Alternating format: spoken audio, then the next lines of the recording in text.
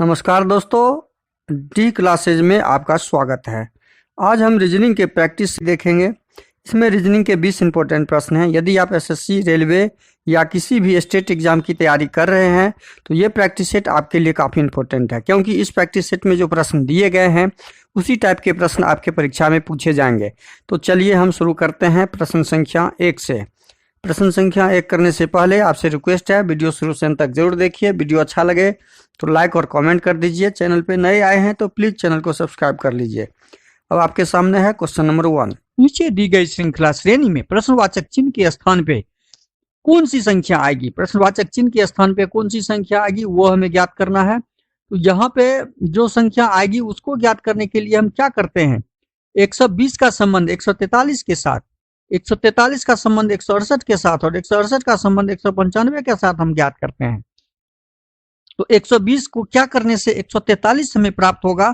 आपके दिमाग में एग्जाम में ये चलना चाहिए, वो भी आपके दिमाग में ये सेकेंडों में आना चाहिए। अब यहाँ पे हम देखते हैं कि 120 से 143 जोड़ का नियम लगाते हैं तो 23 जोड़ने से हमारे पास 143 आता है। कितना जोड़ने से? 23 जोड़ने से ये 143 हमारे पास आ रहा है। तो हम क्या करेंगे, पहले हम जोड़ का नियम लगा के देखेंगे। अब जोड़ का नियम जब नियम लगाते हैं तो हम हमारे पास 123, इसमें 23 जोड़ने से 143 आ रहा है। अगली संख्या 143 में क्या जोड़े जो 168 प्राप्त हो जाए। तो इसमें 143 में हम 25 जोड़ते हैं तो 168 हो जा रहा है। और 168 में हम कितना जोड़ते हैं, जो 195 हो जा रहा है। तो हम 27 जोड़ते हैं, 27 जोड़ते हैं तो 197 हो रहा। तो हम यहाँ पे क्या प्राप्त कर रहे हैं कि 23 में कितना जोड़े तो 25 हो गया 2, 25 में कितना जोड़े तो 27 प्राप्त हो गया 2, मतलब 2 का अंतर हमें ज्ञात हो रहा है। हम अगली संख्या में 2 जोड़ दें, यानी 27 में 2 जोड़ दें तो प्रश्नवाचक चिन्ह के स्थान पे हमारा आंसर आ जाएगा। तो 27 में 2 जोड़ देंगे तो 29, मतलब 195 में कितना जोड़ना होगा, 29 जोड़ना होगा। 195 में जब 29 जोड़ेंगे तो हमारे पास जो संख्या क्या आ रहा है, हमारे पास 224 आ रहा है। तो प्रश्नवाचक चिन्ह के स्थान पे क्या हो जाएगा, 224, और हमारा आंसर क्या हो जाएगा, 224, जो ऑप्शन सी में दिया हुआ है। अगला प्रश्न है क्वेश्चन नंबर 2। नीचे दिए गए विकल्पों में से संबंधित संख्या को चुनिए। इसमें भी प्रश्नवाचक चिन्ह के स्थान पे क्या आएगा उसे ज्ञात करना है। अब प्रश्नवाचक चिन्ह पे जब भी ज्ञात करने के लिए आए, हमेशा ध्यान रखिए ये एनालॉजी, जो ये मार्किंग दिया हुआ हो उससे पहले संख्याओं के बीच क्या संबंध है वो ज्ञात करना है। 77 का 44 के साथ क्या संबंध है वो ज्ञात करने के लिए हम क्या करेंगे, 77 में से -33 यदि कर लेते हैं तो 44 प्राप्त हो जाता है। उसी प्रकार 57 में से हम कितना माइनस कर लेंगे, -33 कर लेंगे तो हमारा प्रश्नवाचक चिन्ह के स्थान पे संख्या जो आएगा वो प्राप्त हो जाएगा। तो हमें प्राप्त हो रहा है 24। 57 में से 33 यदि माइनस करते हैं तो 4 3 7 3 2 5, 24 हो रहा है, जो ऑप्शन बी में दिया हुआ है। ऑप्शन बी हमारा क्या हो जाएगा, सही हो जाएगा। अगला प्रश्न है क्वेश्चन नंबर 3। निम्नलिखित प्रश्न में लुप्त संख्या ज्ञात कीजिए। अब लुप्त संख्या यहाँ पे दिया हुआ है, उसे ज्ञात करना है। जब देखिए इस तरह के प्रश्न जब भी आवे तो हमें छोटी संख्या से बड़ी संख्या की तरफ मूव करना है, चलना है। छोटी संख्या से बड़ी संख्या के बीच पैटर्न को ढूंढना है, संबंध को ढूंढना है। अब 6 12 को क्या किया गया, जो 78 हो गया। 6 और 12 को क्या किया गया, जो 78 हो गया। तो 6 12 6 72, यदि इसको हम गुना करते हैं तो 12 6 72, 72 में हम कितना जोड़ते हैं, 72, 6 जोड़ते हैं तो 78 होता है। क्या वही संबंध अगले में, अगली रो में लग रहा है, 15 6 90, और यहाँ 9 जोड़ना पड़ रहा है। यहाँ पे क्या जोड़ना पड़ रहा है, 9। इस आधार पे हमारा ये पैटर्न काम नहीं कर रहा है, ये संबंध स्थापित नहीं हो रहा। अब हम क्या करेंगे, दूसरा तरीका अपनाएंगे। अब इसमें क्या करते हैं कि 12 को 6 से गुना करके देखते हैं। 12 6 72, 12 को 6 से गुना कर लेते हैं और 12 को 6 से घटा लेते हैं तो हमें क्या प्राप्त होता है, 12 को 6 से घटा लेने पर हमारे पास जो प्राप्त होता है, 6 यहाँ पे प्राप्त हो गया, 72 और जोड़ देंगे 72 और 6 78, हमने 78 प्राप्त कर लिया। क्या यही सेम पैटर्न सेकेंड रो में लग रहा है। देखते हैं, 15 को 6 से गुना करेंगे और 15 घटे 6 कर लेंगे, 15 घटे 6 तो हमारे पास आ जा रहा है 99। तो हमने क्या पाया कि सेम पैटर्न से हमारा दूसरा रो भी काम कर रहा है। तो हम तीसरा का जो आंसर निकालेंगे, तीसरे रो का सेम पैटर्न लगाएंगे। 13 को 3 से गुना करेंगे 39 और 13 में से 3 घटा देंगे 10, उन जोड़ देंगे।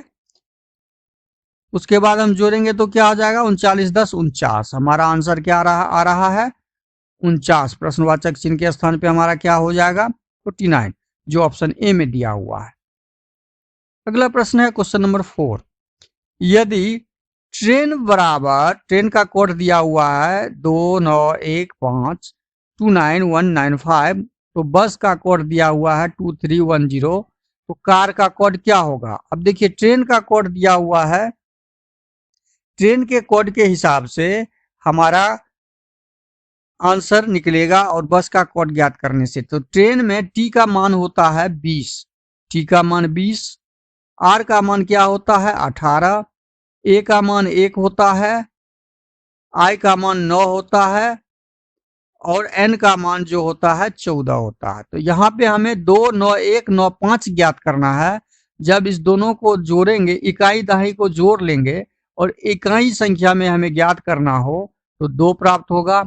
इस दोनों को जब जोड़ लेंगे, इस दोनों को जब जोड़ लेंगे 8 1 9 हो जाएगा। इस दोनों को जोड़ेंगे तो 9 हो जाएगा। इस सिंगल इकाई है तो 1 हो जाएगा, इस सिंगल इकाई है तो 9 का 9 हो जाएगा। ये फिर जोड़ लेंगे, 1 और 4 को जोड़ लेंगे तो हमारे पास क्या आ जाएगा 5 आ जाएगा, जो यहाँ पे दिया हुआ है, जो यहाँ पे क्या है दिया हुआ है। तो हमने कैसे ज्ञात किया, इसी प्रकार से बस का ज्ञात करते हैं। जब बस का हम निकालेंगे तो बी 2 नंबर पे, यू 21 नंबर पे, एस 19 नंबर पे, तो 2 का 2 ज्यों का त्यों रह जाएगा। इसका कोड जब भी ज्ञात करेंगे हम तो 2 का कोड ज्यों का त्यों, इसका क्या हो जाएगा, इस दोनों को जब जोड़ेंगे हम तो 2 1 3 हो जाएगा और 9 1 10 हो जाएगा। इस दोनों को जब जोड़ेंगे तो 9 1 10, जो यहाँ पे दिया हुआ है 23 10 हमारा कोड आया यहाँ पे 23 10। अब सेम हम कार का ज्ञात करेंगे, सेम प्रक्रिया से CAR कार का ज्ञात करेंगे। कार का जब कोडिंग करेंगे हम सेम पैटर्न से, तो कार का C का मान 3, A का मान 1, R का 18, 3 का मान 3 ही रह जाएगा, 1 का मान 1 ही रह जाएगा और 18 का मान 8 1 9। दोनों संख्याओं को जोड़ लेंगे, दोनों अंकों को, तो 8 1 9 319। हमारा कोड क्या आया इसका कार का 319, जो ऑप्शन सी में दिया हुआ है। देखिए, पैटर्न पकड़ने की जरूरत है। आप जितना जल्दी पैटर्न पकड़ लेंगे आपका आंसर उतना जल्दी आ जाएगा। अगला प्रश्न है क्वेश्चन नंबर 5। निम्नलिखित विकल्पों में से असंगत शब्द का चयन कीजिए। मुंबई, रांची, रायपुर और अहमदाबाद। मुंबई, रांची, रायपुर और अहमदाबाद में ये बड़े बड़े शहरों के नाम हैं, लेकिन बड़े बड़े शहरों के नाम के साथ ये राजधानी भी है। ये क्या है, राजधानी के नाम भी है। ये महाराष्ट्र की राजधानी, रांची झारखंड की राजधानी, रायपुर आपका छत्तीसगढ़ की राजधानी, लेकिन अहमदाबाद गुजरात का एक शहर है, राजधानी का नाम नहीं है। तो हमारा ऑप्शन डी सही हो जाएगा, जो असंगत है। अगला प्रश्न है क्वेश्चन नंबर 6। निम्नलिखित श्रृंखला श्रेणी को ज्ञात कीजिए और प्रश्नवाचक चिन्ह हमें ज्ञात करना है। 4 5 9 14 23 27 बढ़ते हुए संख्या आ रही है, तो हम क्या करेंगे, 4 में क्या करने से 5 हम प्राप्त कर सकते हैं, तो 1 जोड़ने से। लेकिन 5 में 4 जोड़ने से 9, 9 में 9 5 जोड़ने से, फिर देखिए यहाँ पे 4 जोड़े, यहाँ 5 जोड़े, फिर यहाँ पे ये कोई जोड़ का संगत तरीका नहीं है, कोई जोड़ का पैटर्न नहीं है यहाँ पे। तो हम क्या करेंगे, पहली संख्या और दूसरी संख्या को जब जोड़ते हैं तो हमें तीसरी संख्या प्राप्त होती है। दूसरी संख्या और तीसरी संख्या को जब जोड़ते हैं तो हमें चौथी संख्या प्राप्त होती है। देखिए, चौथी संख्या, तीसरी संख्या और चौथी को जब जोड़ते हैं तो हमें 23 प्राप्त होता है। जब हम 14 और 23 को जोड़ेंगे तो 37 प्राप्त होता है। 37 प्राप्त हो गया। और जब हम 23 और 37 को जोड़ेंगे तो हमें अगली संख्या प्राप्त हो जाएगी। यही पैटर्न इसमें लगा हुआ है। तो 7 3 10, 3 2 5 1 6 60, जो ऑप्शन डी में दिया हुआ है। हमारा आंसर यहाँ पे क्या हो जाएगा? 60। अगला प्रश्न है क्वेश्चन नंबर 7 देखते हैं। निम्नलिखित वर्गों से संबंधित वेन आरेख का चयन करें। प्रश्न में क्या दिया है कि वेन आरेख बनाना है। वेन आरेख बनाने के लिए हम क्या करते हैं? शब्दों के साथ संबंध स्थापित करते हैं। तो लैपटॉप, मोबाइल और इलेक्ट्रॉनिक्स। ये लैपटॉप एक यंत्र है। ये लैपटॉप का यदि हम चित्र वेन आरेख बनाते हैं तो ये मोबाइल का अलग बनेगा, क्योंकि दोनों अलग अलग यंत्र हैं। अब ये दोनों यंत्र कहाँ पे आएंगे? इलेक्ट्रॉनिक्स में आएंगे। चूंकि ये दोनों इलेक्ट्रॉनिक्स समान है तो ये दोनों इलेक्ट्रॉनिक्स में आ जाएंगे। तो इस तरह के डायग्राम हमारे ऑप्शन डी में दिख रहा है, जो ऑप्शन डी सही हो जाएगा। अगला प्रश्न है क्वेश्चन नंबर 8। निम्नलिखित प्रश्न संयोजन आकृति में त्रिभुज तथा रेखाएं की संख्या ज्ञात करें। त्रिभुज एवं रेखाएं की संख्या ज्ञात करने के लिए क्या करेंगे हम? ये त्रिभुज है एक त्रिभुज ये है। तो दो त्रिभुज हमारे पास आ गए। अब इसमें 1 2 3 4 त्रिभुज यहाँ पर है। तो 4 गुने 2 8, 2 10 त्रिभुज हो गए हमारे पास। कुल 10 त्रिभुज हमें यहाँ पे दिख रहे हैं। और कहाँ पे दिख रहा है? एक त्रिभुज ये दिख रहा है। 10 1 11 हो गया। 10 1 11 हो गया। एक त्रिभुज यहाँ दिख रहा है। 11 1 12 हो गया। और एक त्रिभुज आपका और कहाँ पे दिख रहा है? एक त्रिभुज यहाँ, एक त्रिभुज यहाँ। 11 1 12। और लाइनों की संख्या जब हम ज्ञात करेंगे, लाइन की संख्या हमारे पास,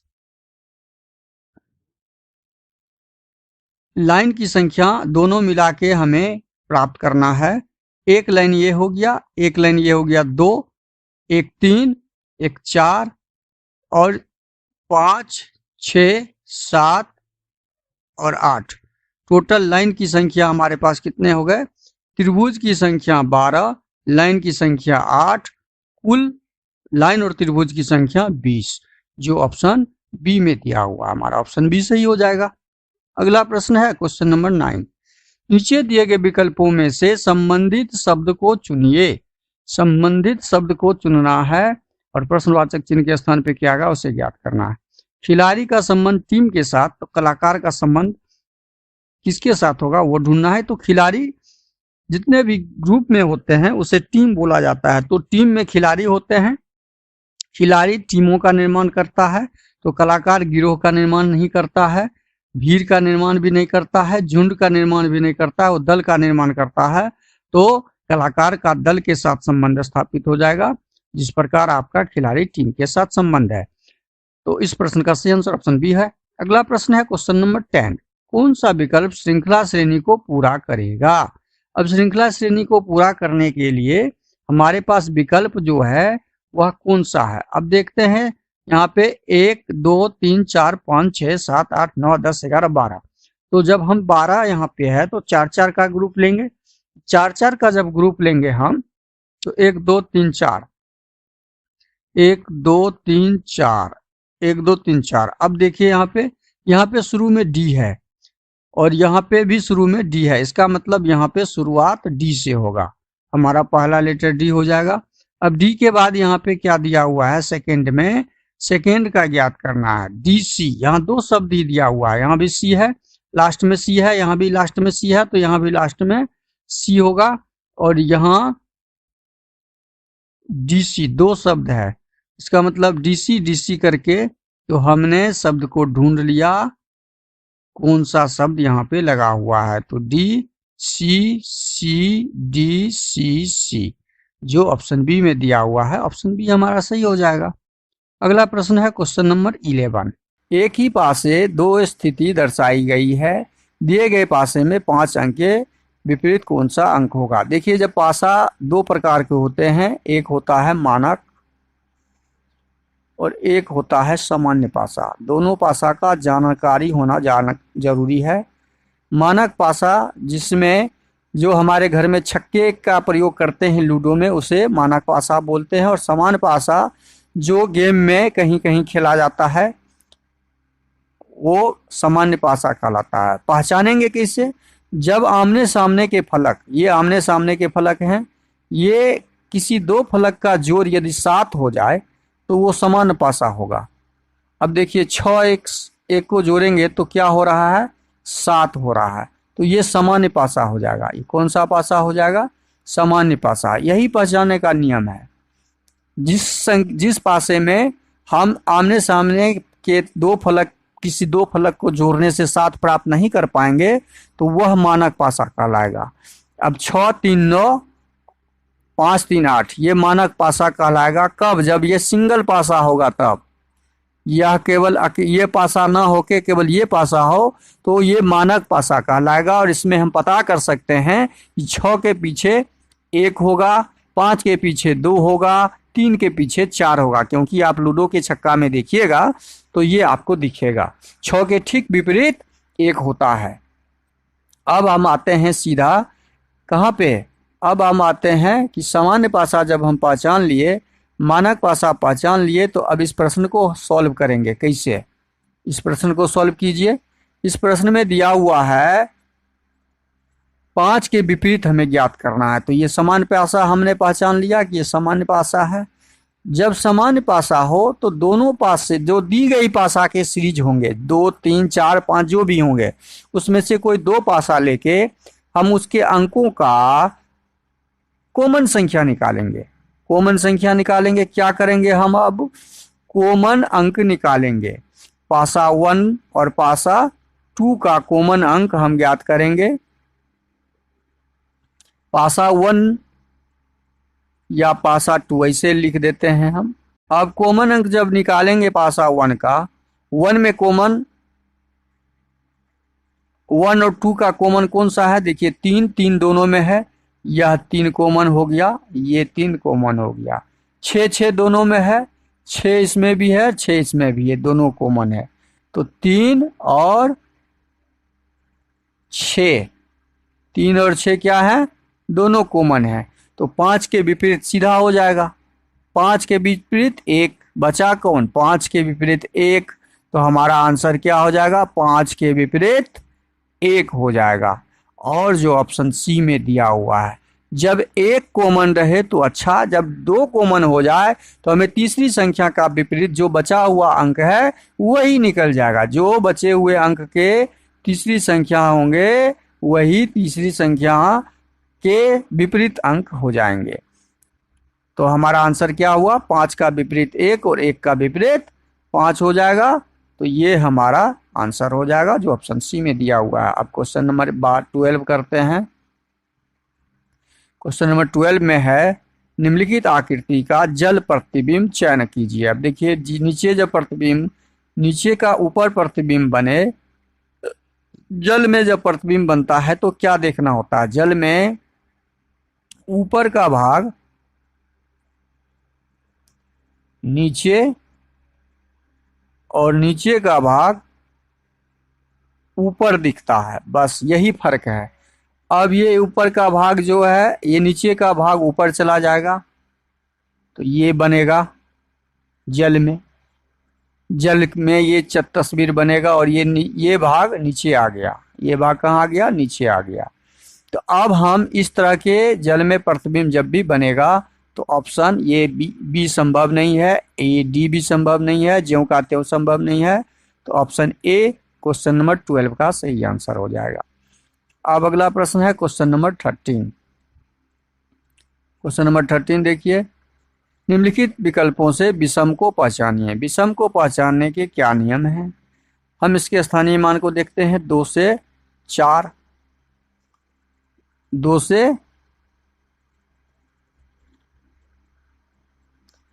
4, 4 से 6, मतलब +2 और +2 का यहाँ पे, इसमें भी क्या हुआ है? 2 +2, इसमें भी क्या हुआ है? +2 +2, लेकिन ये 7 1 8 +1 और 8 2 10 +2 हुआ है। अब भी इसमें अलग, ये देखिए यहाँ पैटर्न क्या है? +2 +2, यहाँ भी +2 +2, यहाँ भी प्लस दो, लेकिन यहाँ प्लस वन, तो हमारा ऑप्शन बी जो है वो इस तीनों विकल्प में भिन्न विकल्प है, तो विषम क्या हो जाएगा, ऑप्शन बी हो जाएगा। अगला प्रश्न क्वेश्चन नंबर 14 है आपके सामने।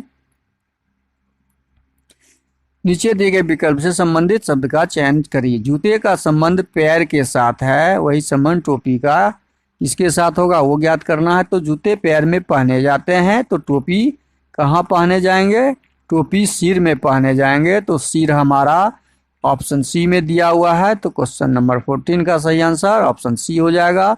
Option A, option B, option D नहीं होगा। अगला प्रश्न है क्वेश्चन नंबर 15।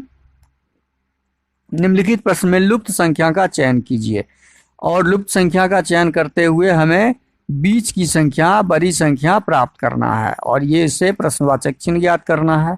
तो अब इसमें क्या करेंगे, 0 को 6 के साथ जोड़ेंगे 6, 6 को 4 के साथ जोड़ेंगे 10, और 10 को 2 के साथ जोड़ेंगे तो कितना हो रहा है, 12 हो रहा है, और 12 में जब 2 घटा देंगे तो हमारा 10 आ जा रहा है। क्या आ जा रहा है, 10, जो हमें ऑप्शन जो बीच में दिया हुआ है वो हमें प्राप्त हो गया। इसी प्रकार हम इस 2 को 10 के साथ जोड़ेंगे तो 12, 12 को 8 के साथ जोड़ेंगे तो 20, 20 को 6 के साथ जोड़ेंगे तो 26, और 26 में से हम 2 घटा देंगे, 26 में से 2 घटा देंगे तो हमारा 24, जो यहाँ पे बीच में दिया हुआ है हमारा अंक प्राप्त हो गया। इसी प्रकार हम इस तीसरे वाले का करेंगे, 4 को 14 से जोड़ेंगे, 14 4 18, 18 को 12 से जोड़ेंगे, 18 2 20 10 30, और 30 को 10 से जोड़ेंगे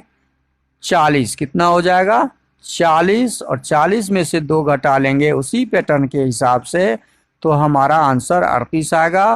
प्रश्नवाचक चिन्ह के स्थान पे हमारा क्या आएगा, 38, जो ऑप्शन सी में दिया हुआ है, तो ऑप्शन सी क्वेश्चन नंबर 15 का सही आंसर हो जाएगा, ऑप्शन सी। अगला प्रश्न क्वेश्चन नंबर 16 है। क्वेश्चन नंबर 16 है आपके सामने। नीचे दिए गए शब्द का उपयोग करके कौन सा शब्द नहीं बनाया जा सकता है, कौन सा शब्द नहीं बना सकते हैं हमें वो ज्ञात करना है। यहाँ पे बी दिया हुआ है, एल दिया हुआ है, ई दिया हुआ है, एन दिया हुआ है, डी दिया हुआ है, ये तो बन जाएगा। यहाँ बी दिया हुआ है, ए दिया हुआ है, नहीं, इस ब्लेंडिंग में ए शब्द कहीं नहीं है, इसका मतलब हमारा ऑप्शन बी इस शब्द दिए गए शब्द से नहीं बनेगा। ए कहीं पे है ही नहीं, तो ए जब नहीं है तो ए वाला शब्द कोई नहीं बनेगा, तो क्वेश्चन नंबर 16 का सही आंसर ऑप्शन बी हो जाएगा। क्वेश्चन नंबर 18 आपके सामने है। निम्न आकृति में से कितने वृत्त हैं, कितने वृत्त हैं, वृत्त ज्ञात करना है। वृत्त कैसे ज्ञात करेंगे, काउंट कीजिए, 1 2 वृत्त यहाँ, 3 4 5 6 7 8, 8 इस वाले वृत्त में। अब हम इस वृत्त को गिनते हैं, 1 2 3 4 5, 8 5 13, अब 14 15 16 17, 13 4 17, कुल वृत्तों की संख्या हमारे 17 है, जो ऑप्शन बी में दिया हुआ है, तो क्वेश्चन नंबर 18 का सही आंसर ऑप्शन बी हो जाएगा। अब आते हैं क्वेश्चन नंबर 19 पे। क्वेश्चन नंबर 19 में क्या है, नीचे दी गई आकृति किस विकल्प से चिन्हित है। यह आकृति पी की आकृति है, जो यहाँ पे 0 की आकृति है, ऑप्शन ए में संभव नहीं है, यहाँ भी 0 की आकृति है, सी भी संभव नहीं है, यहाँ भी 0 की आकृति है, डी भी संभव नहीं है, तो यहाँ एक पी की आकृति दिख रहा है, तो ये ऑप्शन बी हमारा सही आंसर हो जाएगा क्वेश्चन नंबर 19 का। अगला प्रश्न है क्वेश्चन नंबर 20 और आज का अंतिम प्रश्न। नीचे दी गई आकृति को पूरा कीजिए, घुमाने की अनुमति नहीं है। तो यहाँ पे जब आकृति एक बनेगी तो एक आकृति ऐसे बनेगी, एक ये लाइन ऐसे सटेगा, तो इस प्रकार का लाइन ऑप्शन सी में नहीं है, डी में नहीं है, और ये छोटी से बड़ी हुई है, छोटी से बड़ी हुई है, तो ऑप्शन ए हो जाएगा। ऑप्शन बी बड़ी से बड़ी है, ये ऑप्शन बी भी संभव नहीं है। तो क्वेश्चन नंबर 20 का सही आंसर ऑप्शन ए हो जाएगा। वीडियो शुरू से अंत तक जरूर देखिए। वीडियो अच्छा लगे तो लाइक कर दीजिए, चैनल पे नए आए हैं तो सब्सक्राइब कर लीजिए और दोस्तों को शेयर कर दीजिए। थैंक यू, धन्यवाद। जय हिंद, जय भारत।